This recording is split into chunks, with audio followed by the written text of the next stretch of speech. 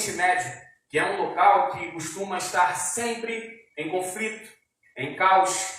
Por exemplo, no Afeganistão, que é a notícia que mais tem, pelo menos nos últimos dias, bombado nas redes, nos jornais televisivos, enfim. O Afeganistão era, até então, guardado pelas tropas norte-americanas, desde o episódio do 11 de setembro de 2001, que está prestes a completar 20 anos exatos no mês que vem, com aquele ataque, o atentado terrorista, as Torres Gêmeas. Você conhece bem a história. O World Trade Center, aquele centro de mercado mundial, de comércio universal, foi atacado pela base afegã, assim atribuída à autoria, aquelas cenas horríveis e chocantes. Depois as torres foram implodidas ali em Manhattan, Nova York. Pois bem, desde aquele dia em diante, as forças norte-americanas entraram pelo território afegão e ali estabeleceram o seu poder e o seu domínio. E são 20 anos que de lá para cá eles estão ali implantados e tomando conta, o que gerou um grande alívio para a população daquele país e também para as forças armadas daquele país. Por quê? Quando os Estados Unidos vai como resposta a esse ataque, eles vão para poder desestruturar a Al-Qaeda e também varrer do poder o Talibã. E com isso há um alívio muito grande para a população civil e para as forças daquele lugar que eram subjugados pelo terrorismo. Bush, na época, era o presidente e ele pede para que o grupo terrorista entregue o Osama Bin Laden, a quem era atribuído a autoria daquele ataque. E ele já era um procurado da ONU por alguns anos. Enfim, de lá para cá, os Estados Unidos e as tropas da OTAN, da União Europeia, se mantiveram ali. Mas, nos meados agora de abril, cerca de 4 meses atrás, começou-se a anunciar que as tropas americanas seriam retiradas daquele lugar. E o Talibã, vendo isso, começou a se alegrar, porque sem a presença das tropas estrangeiras, o Afeganistão não resiste por muito tempo ao ataque talibã. E é o que vem acontecendo. A promessa é que até o cumprimento desses 20 anos, no mês que vem, no dia 11, todas as unidades seriam removidas. Então, nessas últimas semanas, nós temos observado que o Talibã tem avançado e dominado cada vez mais os territórios que há 20 anos haviam perdido e cada vez mais vinham perdendo. Eles, nessa manhã de hoje, haviam cercado a capital, que é Cabul, e nas últimas notícias de minutos atrás, no final da parte da tarde, já se diz que eles tomaram o poder, o palácio presidencial. O presidente do Afeganistão, vendo que o cerco estava se fechando, fugiu, deixando o país, porque ele era um alvo certo daquele grupo. E eles agora tomaram o poder novamente após essas 2 décadas. O que nós temos visto é que o Oriente Médio segue sendo a panela de pressão do mundo. Logo ali, vizinho do Afeganistão, nós temos o tão falado e proclamado por nós nas escrituras, dia a dia das mensagens de Israel. Porque Israel estará sempre no meio desses conflitos, sempre terá um pano de fundo como um papel fundamental na história do mundo, da existência. Israel está passando também por um novo problema agora.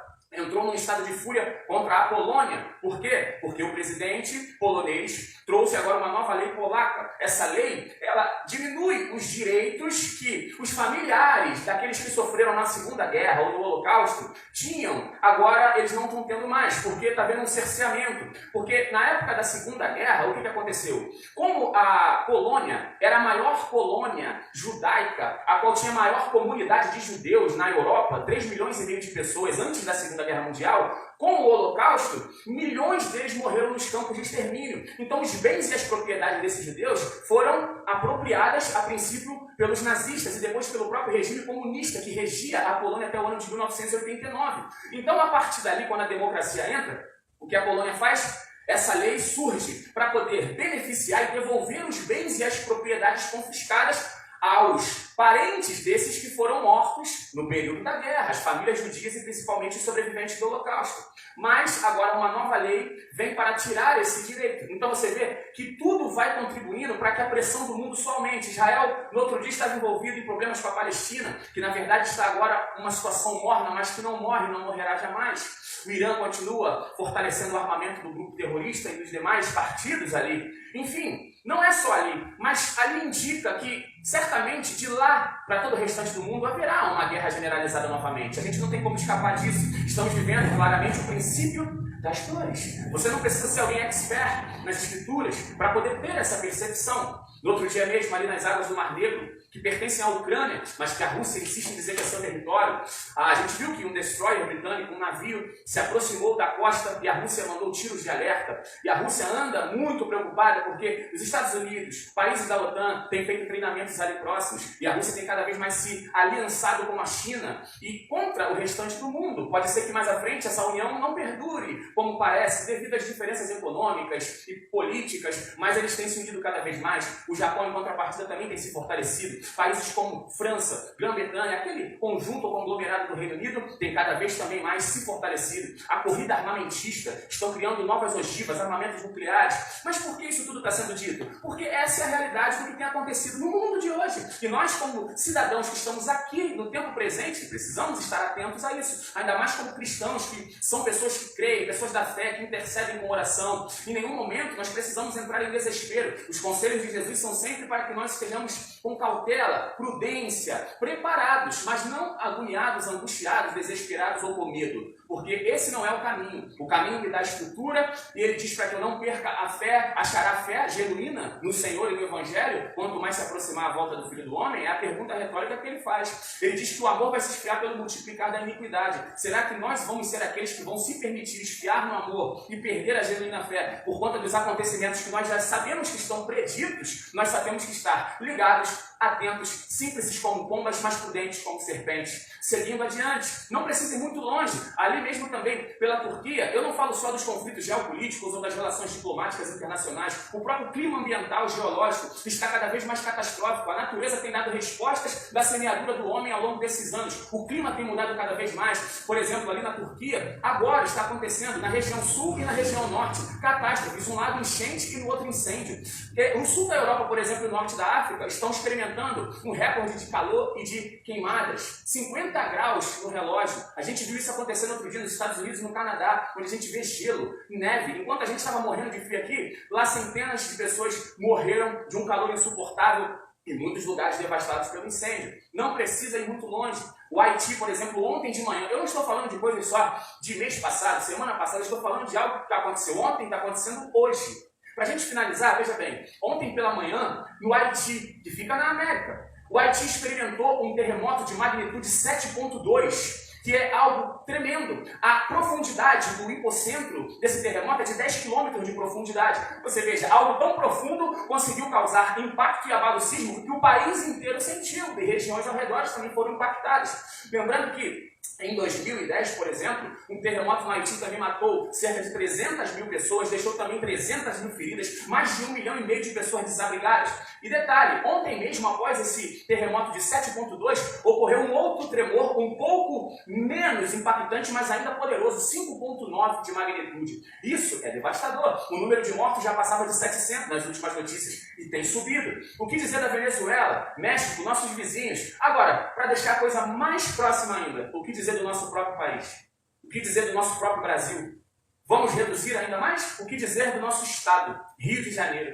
O que dizer da nossa Baixada Fluminense? Dos bairros ao nosso redor e o nosso próprio bairro? Você é inteligente, você tem visto que as situações têm piorado cada vez mais. Não é que são coisas novas que têm acontecido. Elas já acontecem há milhares, há centenas de anos. Mas como um trabalho de parto, as dilatações vão cada vez mais ficando intensas e o intervalo entre uma dilatação e outra vai se encurtando. A gente vê que os acontecimentos têm cada vez mais crescido, o impacto, a intensidade e cada vez mais nós temos menos tempo de refrigério e mais pressão. Nós não temos mais tido aquele tempo que a gente olha e fala, pelo menos deu uma esfriada, pelo menos deu uma acalmada. Nós temos visto que os noticiários têm piorado nas informações e a tendência do mundo é essa. Não adianta a gente viver numa vida ilusória achando que as profecias não vão se cumprir e de que nós teremos poder para alterar o futuro. Mas nós somos chamados a viver o melhor no nosso presente, porque pela fé e no amor nós temos condições de melhorar, de aplacar as fúrias, de diminuir a intensidade das perdições. Nós temos condições de influenciar ainda. Nós não somos chamados a ser discípulos iludidos, ultra esperançosos e também não somos chamados a ser aqueles que não carregam mais nenhuma esperança. Jesus segue sendo o equilíbrio. equilíbrio, o caminho do discernimento, o caminho do meio. E ele diz para que a gente mantenha o olhar nele e que, sendo agentes dele na terra, nós podemos sim gerar tempo de refrigério para a nossa vida, para a nossa casa, para aqueles que possam ser alcançados por nós. Mesmo com as profecias, nós não estamos fadados a viver algo que a gente não possa fazer nada enquanto estamos aqui. Pelo contrário, o poder de Deus ainda se aperfeiçoa na nossa fraqueza, a graça de Deus ainda superabunda onde abundou o pecado, ainda a fé continua movendo montanhas, a graça continua sendo maior do que a vida. E é isso que Deus nos chamou para viver. Nesse tempo, principalmente, aonde a fé está sendo chamada a se perder e o amor a se esfriar, é o tempo da gente se encher ainda mais da presença de Deus e influenciar nessa terra que vai se perdendo cada vez mais. Para finalizar, eu fiquei muito triste vendo uma notícia antes de sair de casa, no Facebook, uma postagem, dizendo que uma jovem de 15 anos se jogou do viaduto aqui de Nilópolis. Pela notícia ela não tinha vindo a óbito, mas estava sem movimentos das pernas, dos braços, enfim. A gente vê que muitas pessoas, seja por qual for o motivo, já perderam a esperança e estão se desesperando cada vez mais. Não só essa jovem, mas milhares, seja de qual for a idade. Então, que nós não venhamos a perder a esperança e possamos ser cheios da esperança do Senhor, agentes de transformação que comunicam vida, alegria, saúde, virtude, porque de nós ainda tem que emanar poder. Os sinais do Senhor ainda precisam nos seguir e nós ainda precisamos ser renovados no entendimento dia após dia do nosso bem e do nosso próximo. Você crê que, meio a tudo isso, Deus ainda tem um povo na terra que não perdeu a esperança, que sabe que o poder do Senhor continua vivo, eficaz, presente e que Ele nos levantou, nos ungiu, nos escolheu para que mesmo com nossas limitações, dificuldades e fraquezas, sejamos nós aqueles que Ele vai usar ainda muito nessa terra para ser agentes de livramento, para ser canais de bênção, canais de liberdade no Senhor, porque aqueles que contemplarem a nossa vida vão ter que ver a presença do Espírito e serem atraídos a esse Deus também, porque a esperança, como é dito, a esperança é a última que morre, a desse mundo, a dessa terra, igual a paz que o mundo dá, mas a paz que só Ele pode dar, e Ele sendo a nossa própria esperança, Ele venceu a morte e ressuscitou e nos colocou aqui nesse tempo, nesse dia, nessa hora, para, com os olhos abertos, enxergando toda essa realidade, estarmos por dentro dela, acompanhando com realidade viva e presente. Mas em meio a tudo isso, ao invés de se desesperar, se abater, é a palavra de Deus que continua sendo lâmpada para os nossos pés, luz para o nosso caminho, é a palavra de Deus que continua sendo a nossa regra de fé e de prática, é a palavra de Deus, em meio a tantas palavras dos homens, das trevas e a nossa situação presente, ainda é o Evangelho, ainda é o poder de Deus, ainda é a presença do Espírito Santo que faz toda a diferença. E Deus quer encher os seus vasos com os seus tesouros, para que nesses últimos dias, enquanto Ele se prepara para voltar e levar a sua igreja com Ele, a gente consiga fazer a diferença e trazer muitos para esse caminho. Para finalizar, eu quero ler aqui com você 1 Coríntios 15, 19. É um verso muito conhecido, que com certeza muitos irmãos poderiam citá-lo, mas eu quero ler exatamente como está escrito aqui. Olha essa palavra, 1 Coríntios 15, 19. Se a nossa esperança em Cristo se limita apenas a esta vida, ainda mais nos dias de hoje, no que está por vir, somos nós os mais infelizes de todos os homens. Meus irmãos, eu até entendo que aquele que ainda não creu nessa palavra, que aquele que ainda não foi despertado, entre nesse processo de desespero. Mas eu não consigo entender como aqueles que se dizem da fé, que não andam por vista, mas vivem pelo que creem, não conseguem ainda entender que se a nossa esperança em Cristo estiver limitada a esse tempo presente, a essa era, nós podemos dizer que somos cheios do Espírito, podemos dizer que cremos, mas nós somos os mais miseráveis e infelizes de todos os homens. Mas eu quero acreditar que não é o nosso caso, e nós vamos fazer com que deixe de ser o caso de muitos pelo poder de Deus na nossa vida. No final de 1 Coríntios 15, é quando Paulo ainda vai dizer: onde está a morte, a tua vitória, o teu aguilhão? Sabe por quê? Porque nós já passamos da morte para a vida, diz o Evangelho.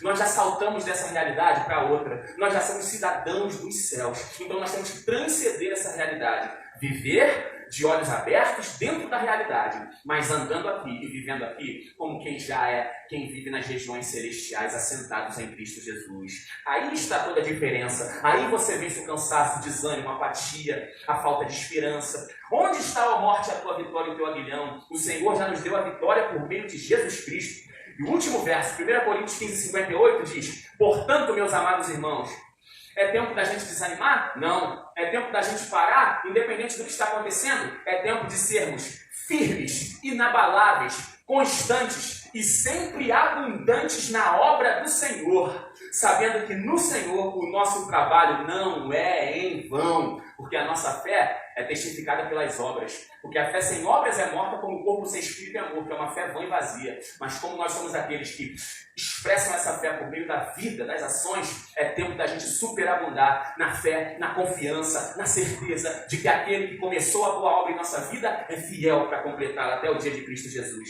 E eu encerro agora de fato, para nós terminarmos com o último louvor e fechar a live. Hebreus capítulo 10. Apenas 3 versos. Se você puder abrir aí. Hebreus capítulo 10. Apenas 3 versos. Versos 23, 24 e 25. É a palavra que eu quero encerrar deixando para o seu coração e para a sua meditação ao longo desses dias. Diz assim a palavra de Deus: guardemos firme a confissão da esperança, sem vacilar, pois quem fez a promessa é fiel. Consideremos-nos também uns aos outros, para nos estimularmos ao amor e às boas obras. Não deixemos de congregar-nos, como é costume de alguns. Antes, façamos admoestações, e tanto mais quanto vedes que o dia se aproxima. Essa é a mensagem que eu creio que encerra com a coerência de tudo que foi dito aqui. Irmãos, que a gente permaneça guardando firme essa confissão, dessa esperança que venceu a morte e ressuscitou. E nele nós já saltamos, nós já somos os filhos da ressurreição. Que a gente siga considerando uns aos outros e que o nosso estímulo um pelo outro seja em amor. Um seja um agente de provocação do bem para o outro, para que cada vez mais realizemos juntos as boas obras e os bons frutos que fomos chamados e somos chamados a viver, a dar, a realizar e a multiplicar. Não deixemos de congregar, ainda que nesse período, por conta desse surto, é necessário manter essa prudência. A gente permanece como congregação espiritual, corpo místico de Cristo. A igreja que mantém a comunhão, ainda que não esteja junto fisicamente por um período. Mas essa nossa comunhão não vai morrer. Ela só vai aumentar como o povo de Deus que, quando era perseguido, produzia mais no Egito. Quando os apóstolos que começaram a ser perseguidos, aí mesmo que se espalharam, aí mesmo que multiplicaram o evangelho, os milagres, é assim. Às vezes essas situações servem exatamente para isso. Ao invés da gente se entregar e se abater, é tempo de produzir mais ainda. Do nosso jeito, da nossa maneira e buscando melhorar cada vez mais a nossa contribuição para a vida, para o próximo, para a obra de Deus em todos os sentidos. Somos chamados a sermos inabaláveis, indeléveis. Esse é o tempo de aumentar e crescer na confiança e na esperança. Esse tempo não vai nos definhar e destruir. Ele vai contribuir para o nosso bem, porque todas as coisas ainda continuam contribuindo em favor daqueles que amam a Deus e são chamados pelo seu propósito. Amém? Não deixemos de congregar-nos. Continuemos a ser membros uns dos outros, onde Cristo é o cabeça da igreja, e que a gente possa ser instrumentos de exortação, de vida e de abundância uns para com os outros. E a gente só está começando ainda essa boa obra. Maior é o fim das coisas do que o princípio delas. A glória desta última casa será maior que a da primeira. Que Deus continue abençoando a nossa vida em Cristo Jesus. Não se desespere, se alegre, anima-te, busque a presença, porque Deus ainda tem muito mais para derramar sobre ti do que você já recebeu ou pensou receber. Esse é o tempo, essa é a hora.